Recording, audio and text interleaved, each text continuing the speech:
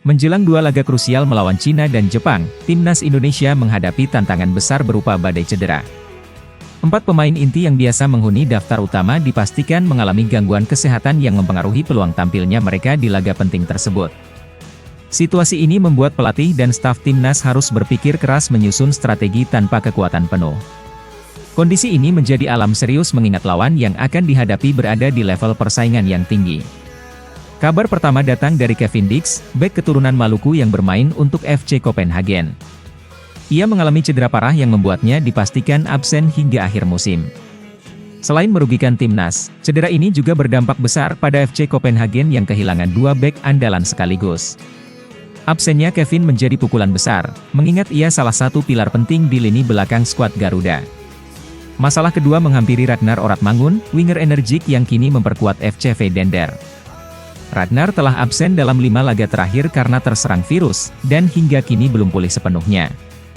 Meski pelatih Vincent Eufrat menyatakan bahwa stok lini tengah klub masih cukup dalam, ketidakhadiran Ragnar tetap menjadi kekosongan besar bagi timnas Indonesia yang mengandalkannya di sektor serang.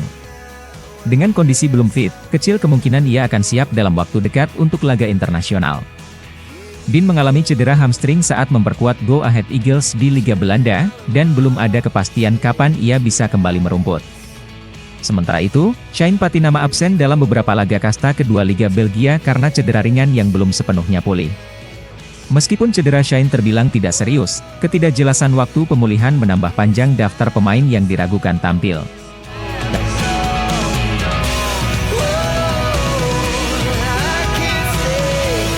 Kelvin Verdong mengungkapkan pandangannya soal masa depan karir sepak bolanya, termasuk keinginannya menjajal kompetisi di luar Belanda. Verdong menyebut bahwa dirinya cukup terbuka terhadap tantangan baru di luar negeri, termasuk kemungkinan bergabung dengan klub besar seperti PSV Eindhoven yang kabarnya mulai mendekatinya. Namun ketimbang bertahan di Eredivisie, ia justru tertarik mengejar impian bermain di 5 liga top Eropa yang lebih kompetitif dan menantang. Salah satu liga yang menjadi sorotan adalah Premier League Inggris. Meski banyak pemain menganggap liga ini sebagai puncak karir, Verdong menyatakan keraguannya. Menurutnya, ritme pertandingan yang sangat cepat dan menuntut fisik membuatnya merasa kurang cocok bermain di sana. Ia bahkan mengaku tidak yakin bisa bertahan lama di Liga Inggris, mengingat usianya yang sudah menginjak 27 tahun.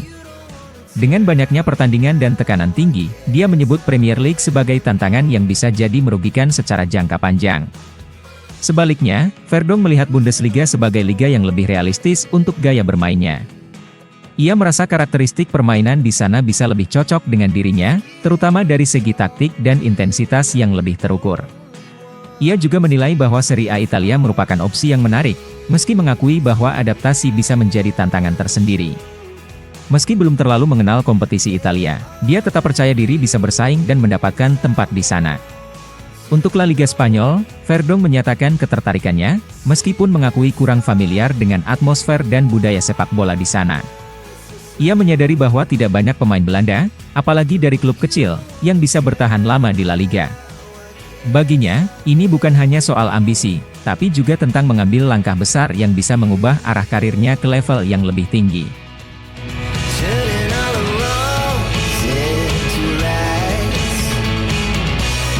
Pertandingan uji coba antara timnas Indonesia melawan Rusia berpotensi digelar pada FIFA Matchday bulan September 2025. Wacana ini bukan hal baru, sebab sejak tahun lalu Federasi Sepak Bola Rusia telah menunjukkan minat besar untuk menggelar laga persahabatan melawan negara-negara Asia Tenggara. Kini, minat tersebut kembali mencuat setelah pernyataan resmi Wakil Perdana Menteri Rusia Denis Manturov yang menyebut pertandingan ini sebagai salah satu agenda penting yang tengah direncanakan. Meski belum ada tanggal pasti, peluang laga ini sangat terbuka. Agenda kedua negara terbilang cukup fleksibel di bulan September. Timnas Indonesia akan memiliki jeda setelah menghadapi 2 laga berat di ronde ketiga kualifikasi Piala Dunia 2026 melawan Cina dan Jepang pada Juni. Jika berhasil lolos ke babak berikutnya, skuad Garuda baru akan kembali bertanding pada Oktober, memberi celah ideal untuk menggelar uji coba bergengsi melawan Rusia. Di sisi lain, Rusia yang masih menjalani sanksi dari FIFA dan UEFA tetap aktif menggelar laga uji coba melawan berbagai negara di luar zona Eropa. Mereka terus menjaga performa lewat pertandingan persahabatan, seperti saat menang telak atas Grenada dan Zambia pada FIFA Matchday Maret lalu. Sebelumnya, mereka juga sempat menghadapi Vietnam dan Brunei Darussalam. Meski laga melawan Thailand sempat batal karena badai, komitmen Rusia untuk beruji coba dengan negara ASEAN tetap kuat.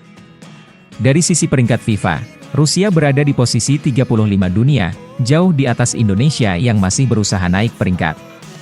Menghadapi tim dengan level tersebut tentu akan menjadi tantangan besar sekaligus pengalaman berharga bagi skuad asuhan Patrick Kluivert.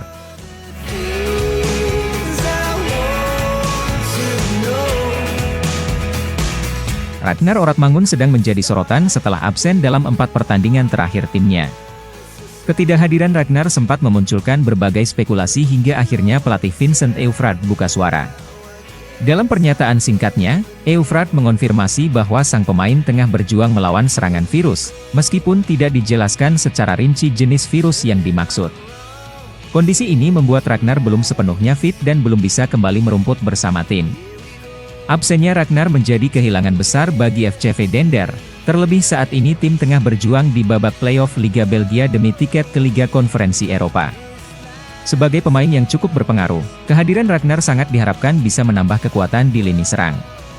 Meskipun baru mencetak 1 gol dari 21 penampilan, kontribusinya dalam skema permainan Eufrat cukup vital. Tak hanya itu, statusnya sebagai pemain internasional Indonesia tentu membawa eksposur tambahan bagi klub.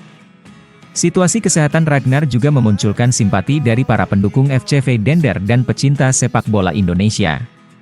Banyak yang berharap pemain berusia 27 tahun itu segera pulih dan kembali menunjukkan performa terbaiknya. Sejak bergabung dengan Dender pada Agustus 2024, adaptasi Ragnar memang tergolong cepat, dan ia menunjukkan semangat besar untuk berkembang di kompetisi Eropa. Kini, publik hanya bisa menunggu perkembangan selanjutnya sambil berharap proses pemulihannya berjalan lancar. Dengan jadwal kompetisi yang ketat, kondisi kesehatan seperti ini menjadi tantangan tersendiri bagi setiap klub. Ragnar Oratmangun, dengan pengalaman dan semangatnya, tentu diharapkan segera bangkit untuk membantu FCV Dender mengejar target besar mereka musim ini.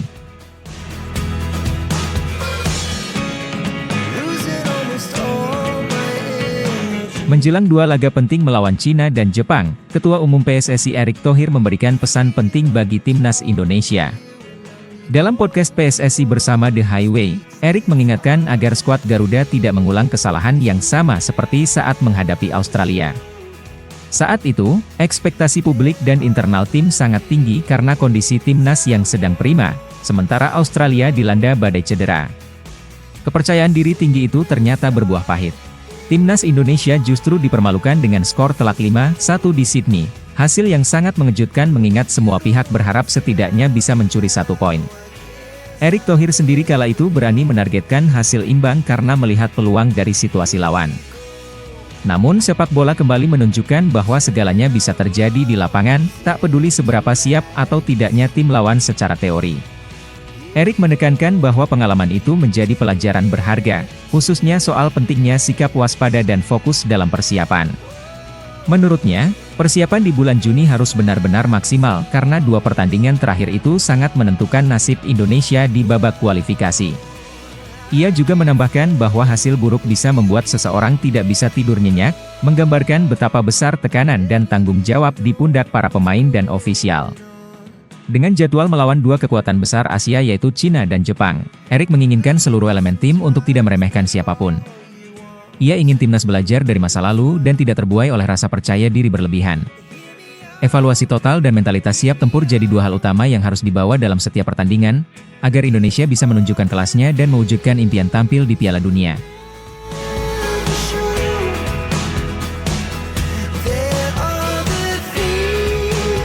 Kevin Dix akhirnya angkat bicara soal kondisi cederanya yang membuat dirinya harus menepi dari lapangan dalam waktu cukup lama.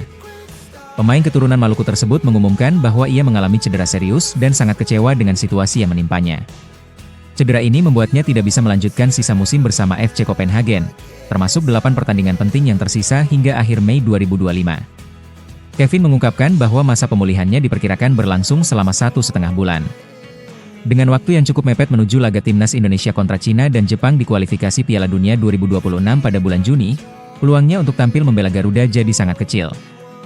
Hal ini jelas menjadi kabar buruk bagi pelatih yang tengah mempersiapkan tim terbaiknya untuk menghadapi dua lawan tangguh tersebut. Rasa kecewa Kevin terasa sangat dalam pernyataan singkatnya. Sejujurnya memang seperti ini kenyataannya. Saya sangat sedih mendengar berita itu, tulisnya di media sosial. Ucapan itu menggambarkan betapa besar keinginannya untuk tetap tampil, baik untuk klub maupun untuk timnas Indonesia. Namun, kondisi fisik memaksanya harus menunda ambisi tersebut demi pemulihan yang maksimal. Kevin Dix sebelumnya dikenal sebagai salah satu pemain belakang yang diandalkan dalam lini pertahanan timnas Indonesia. Sejak bergabung dengan FC Copenhagen, performanya juga cukup konsisten, membuat kehadirannya sangat dinantikan setiap kali Garuda berlaga. Dengan cederanya dia menjelang momen penting, timnas Indonesia kini harus mulai menyiapkan alternatif di lini belakang untuk menghadapi Cina dan Jepang dalam laga hidup mati bulan Juni nanti.